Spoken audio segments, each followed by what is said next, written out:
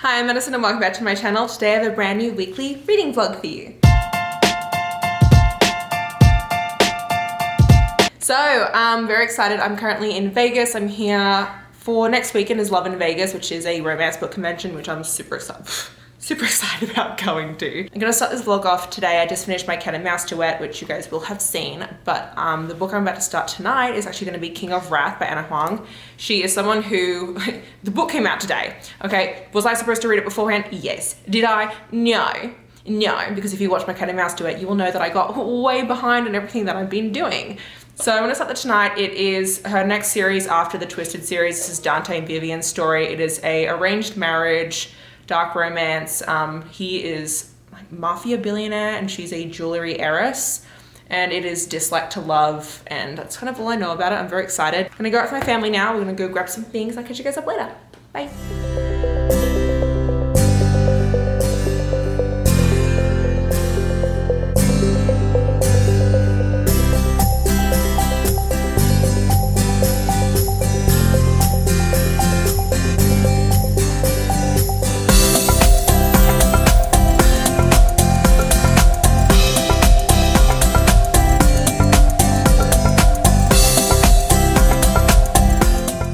Okay, so it's currently Sunday. God, it's windy today. I really hope, like, we actually had a whole wind warning here in Vegas yesterday where like you literally couldn't even go outside and drive because it was that windy. But I ended up reading the Holy Nights novella number 4, which is Hollow's Grove. This is a holiday-based erotica novella series that Jacquot has been writing. All different couples, none of them are like interconnected or anything. They're just all holiday eroticas. And so Hollow's Grove is the Halloween one. It is a best friend's older brother slash little sister's best friend romance. There is a 4-year age gap between them. It is set on Halloween night. The best friend is Ciara is hosting a Halloween party, and it is a like Clue based one, so like everyone is like a different like character from like Cluedo. Evelyn is our main character, Damien is the older brother, and it's basically the two of them, like their romance like coming to fruition. And he is also a pleasure dom. Now I've never read that before. That's like the main kink in this, is him being a pleasure dom, and basically what that means is that he gets off on getting other people off. And so he even says like in this book, like he's made someone come 15 times in 20 minutes. I was like, sir. So that's what the main kink is in this, plus a little bit of priest kink and also primal play, which is always my favorite. I have to say I freaking adore this. I don't want to give anything else away because it is like only like 100 and something-ish pages, so saying too much will like ruin the book for you. But I will say that it is one of my, oh my god, the sun is right in my face as well. I will say that it is one of my favorite ones that I have read yet from her, like definitely like on par with the Fall Leaf. So I definitely do recommend this as a fun like Halloween erotica. It's not even like that Halloweeny because it is like a murder mystery party instead. So you can read this whenever you want, which is very nice. And yeah, that's it. I really did dig it, and I was like highlighting the shit out of it a bunch. There were so many lines and I was like, oh, what we got going on here? So I can't even see what I look like right now. I can't even see the viewfinder. I hope I look fine. Anyway, I'm about to start King of Wrath by Huang today. It is the 23rd and I have to read it and do my review by the 27th, so that is my main goal. I should be good to get through a lot of it today. It's like 2 p.m. right now, I think, or something like that. So anyway, I'll update you guys later, and yeah. Hello, okay, so I'm currently 30% into King of Wrath by Huang. I just got out of the hot tub and I'm now inside. I tried to film this clip outside, but it's way too windy and all you can hear literally is the wind. So now I'm inside. My mom's actually making butternut squash soup and it's all I can smell right now and it smells so good. But back to the book. So I didn't give you too much about what this is about, but you're following Dante and Vivian. Dante is, shit, what is he? What does he even run again? He runs some sort of like billionaire company.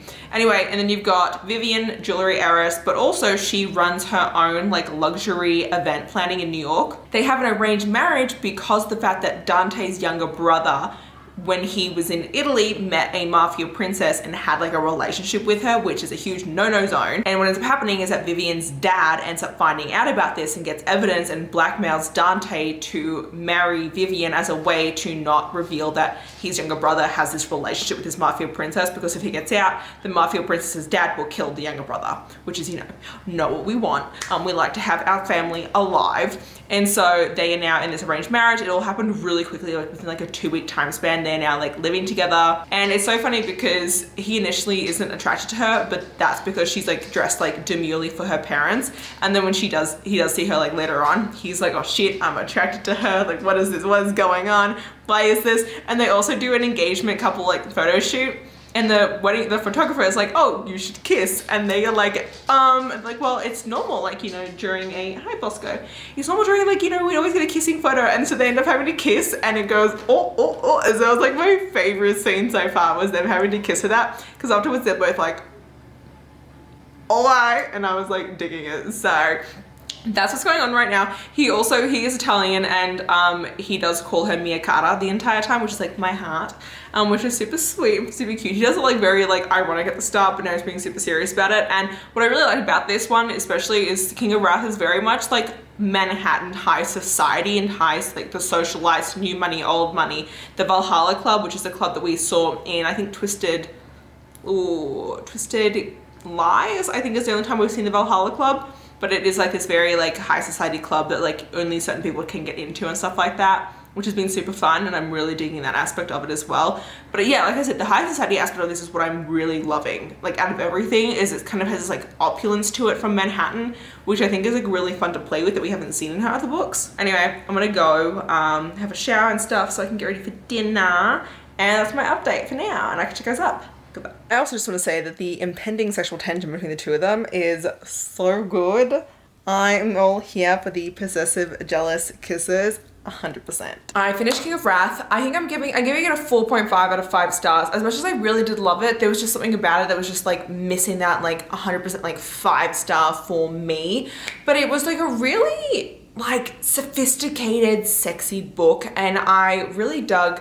I mean, obviously the final conflict is a final conflict. She ends up like finding out, this is not a spoiler, because if you read romance books, you will know, like the conflict is her finding out that like, oh, he was blackmailed to be with me, and then getting like super pissed. Like not even that pissed at him, but like kind of pissed at him because she's like, oh, was everything fake? But like obviously that's what it's going to be. And so, you know, that was a bit predictable. Like you knew where it was going to end up, but that was fine. Like there's nothing you can really do about that. Otherwise, like, oh my God, there was an entire scene where he literally grovels. He's like, what do you want me to do? Do you want me to kneel in front of you? And he kneels and apologizes. And I was like, oh my God, okay, hello. So that was like one of the best scenes I have ever read. It was just really good. I feel like Anna just gets better and better with each book, and like everything is just so heightened, and it was just a really fun one. Then I did start, to be honest, I started 3 different books. Now, if you're thinking, Madison, why did you start 3 different books? Were they not good? No, they're all actually amazing. The reason why is because, and I'm gonna film some clips tomorrow because it's like when it actually matters, but tomorrow is the start of Love in Vegas here in Vegas. It is a romance convention. That's the whole reason why I came down to Vegas in the first place. And I decided this week there were some authors that I know people love that are going to be there that I'm not going to have the chance to see, like again, like who knows when. And I was like, oh my God, like I've never read their books. Maybe I'll try their books, read 20% and see if I enjoy them. So I read 20% of Antichrist by Amo Jones and 20% of whatever the Catherine Cowles book is from her series that everyone and their mum is like whoring their selves out for. And I love them both so far. So Antichrist is like a super dark, super dark romance. Hella cheating in it as well. If cheating is a no-no zone for you in books, probably don't read this. And then I also bought the Catherine Cowles book because that was also really amazing. It's a small town romance, and I was like digging it. I don't know when I'm going to continue them.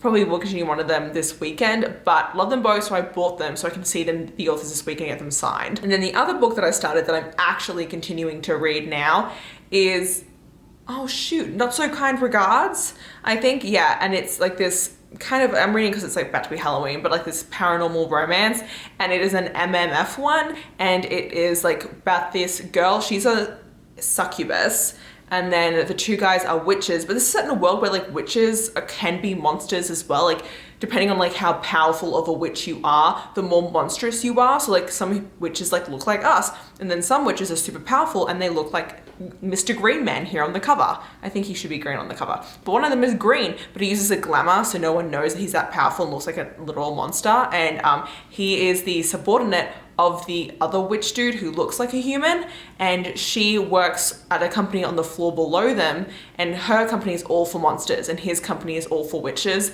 And what ends up happening is their company has a merger that neither of them wants, and they both hate each other because they've been like messing with each other for like the last 6 months. What ends up happening at the start of this book is that the witch dude ends up stealing her coffee machine, and so she goes upstairs to go get the coffee machine back, and when she does that, she barges into his office, and they're in the middle of having sex in the office.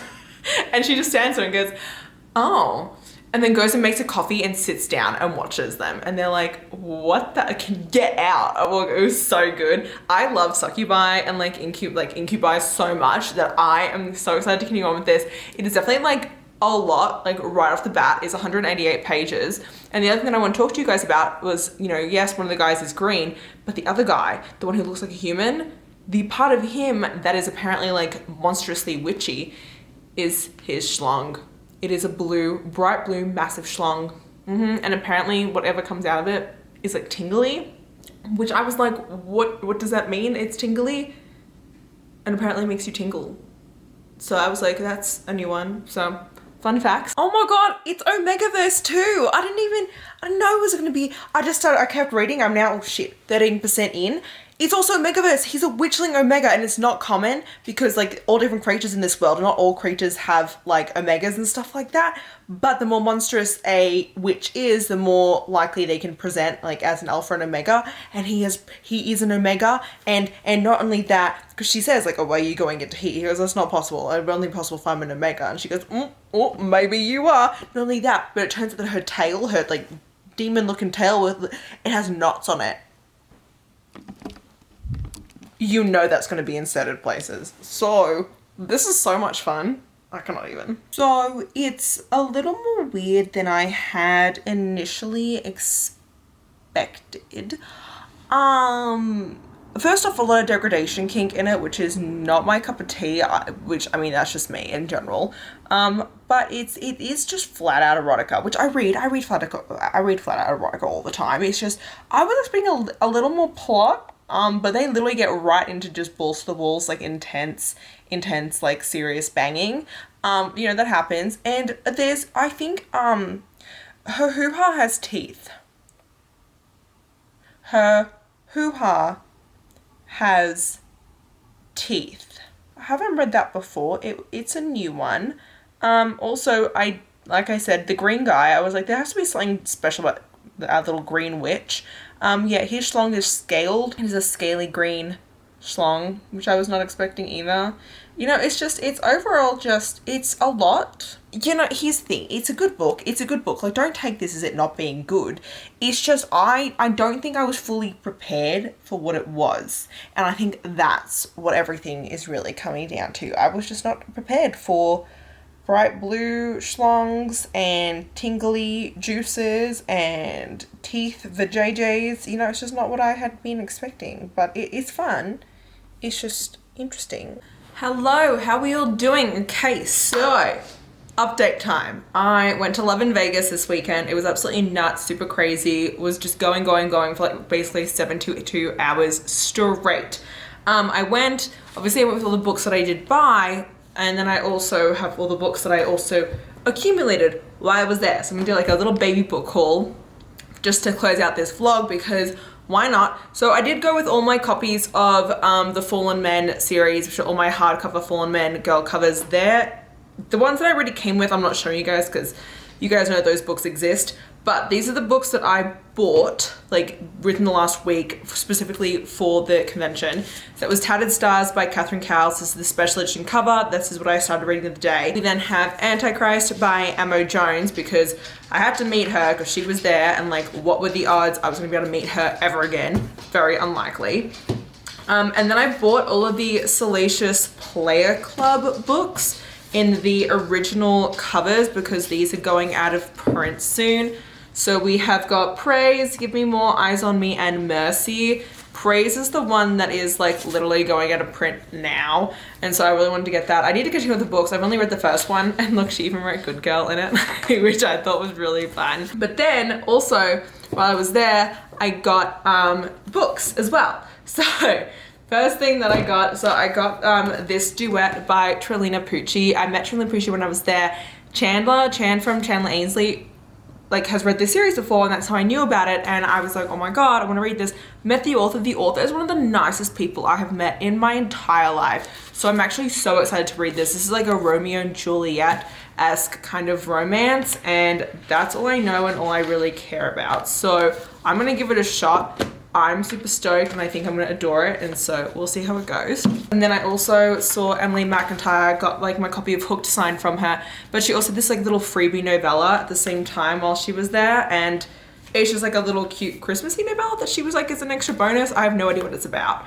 And then I saw my lovely author friend, Ashley Jade. Ashley Jade is an amazing human being. This is my first time actually getting to meet her. One of the main reasons why I actually wanted to come to Love in Vegas was so that I would be able to meet her and get my books signed by her. And when I met her, she gave me some extra books as well, and I like literally cried on the spot. Not really, I didn't actually cry, but I did internally. Anyway, she gave me this duet here, where she was like, you are literally going to hate me when you read this duet. Like, you are going to want to like hit me. And I was like, oh my god, I'm so excited. So this is her Complicated Hearts duet.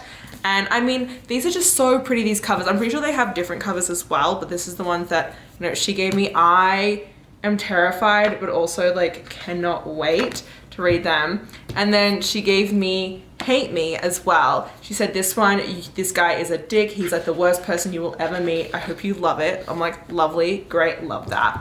And then she also gave me her slow burn romance trilogy. So it's Bluff, this is not the right order, Fold, and then All In. I'm guessing this is the last one in the trilogy because it's like, yeah, it says 3 at the top. It's the longest one. I'm really excited for this. She's got pink hair, and I'm really intrigued by that. Those are what I accumulated as extra books while I have been here, which is a whoopsies. But very excited to read these and get started on it. But I did read one book yesterday. I read a novella. It was a 63-page Bloody Mary novella called Break the Glass by Jack Whitney, I think it is. And I've been wanting to read from Jack Whitney before, so I thought I'd try novella at first, see if I enjoy her writing style, and I do. It's really good. So this is a really short Bloody Mary erotica. It is following Scarlet Mary, and she is obviously like the Bloody Mary stuck in the mirror. And then you have this guy, and he's a demon hunter, and he's going to like track down Scarlet Mary to, you know, kill her. But when he goes to go do that, he ends up having the sexy sex times with her, and it is very kinky, has some shadow play in it because she can control shadows, so shadows get involved. She's also a femdom, and it was very good. I was like, oh my god. So I highly recommend it. I'm not telling you guys anything else other than that. It was a solid 4 out of 5 stars. And yeah, that's kind of it. I feel like this vlog was kind of a cluster, but I hope it was actually still good. But yeah, that's where I'm gonna end it for now. And if you enjoyed this video, please like it down below. If you wanna see more of me, please go to my channel. And until next time, thanks so much everyone. Bye bye.